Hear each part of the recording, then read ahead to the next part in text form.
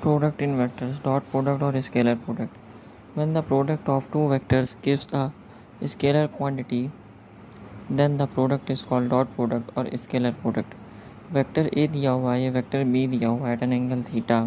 तो अगर हमें डॉट प्रोडक्ट निकालना है, फिर स्केलर प्रोडक्ट निकालना है, तो कैसे निकालेंगे? A vector dot B vector is equal to magnitude of vector A dot magnitude of vector B cos theta. तो A vector dot B vector का क्या फॉर्मूला हुआ? Magnitude of vector A dot magnitude of vector B cos theta. ठीक है, अब ए vector B vector दिया हुआ, इसी तरह का हमें B vector dot A vector निकालना होगा। तो क्या होगा? बी वेक्टर का magnitude dot magnitude of vector A cos 360 degree minus theta. ठीक है, तो ये किसके इक्वल आएगा?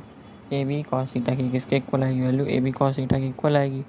तो अब ए बी कॉस थीटा को हम क्या भी लिख सकते हैं? बी ए कॉस थीटा की वैल्यू कितनी आ गई? मतलब B vector dot A vector की वैल्यू कितनी आ गई? ए बी कॉस थीटा आ गई। तो यहाँ से हम लोगों को कंक्लूजन मिला कि A vector dot B vector is equal to magnitude of vector A dot magnitude of vector B cos theta. किसके इक्वल आया? A vector dot B vector के और B vector dot A vector के equal आया। ठीक है ना? जैसे I into I cap is equal to J into J cap is equal to K into K cap is equal to 1 होती है वैल्यू। अब यही आई और जे का मल्टीप्लाई करें, जे और के कैप का मल्टीप्लाई करें और के इंटू आई कैप का मल्टीप्लाई करें, तो वैल्यू कितनी हो जाती है? 0 हो जाती है। किस में हो जाती है? डॉट प्रोडक्ट स्केलर प्रोडक्ट में। ठीक है ना?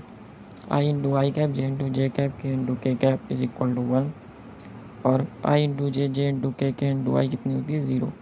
ठीक, तो ये होता है डॉट प्रोडक्ट और स्केलर प्रोडक्ट। तो फॉर्मूला क्या होता है? A vector dot B vector का magnitude of vector A dot magnitude of vector B cos theta.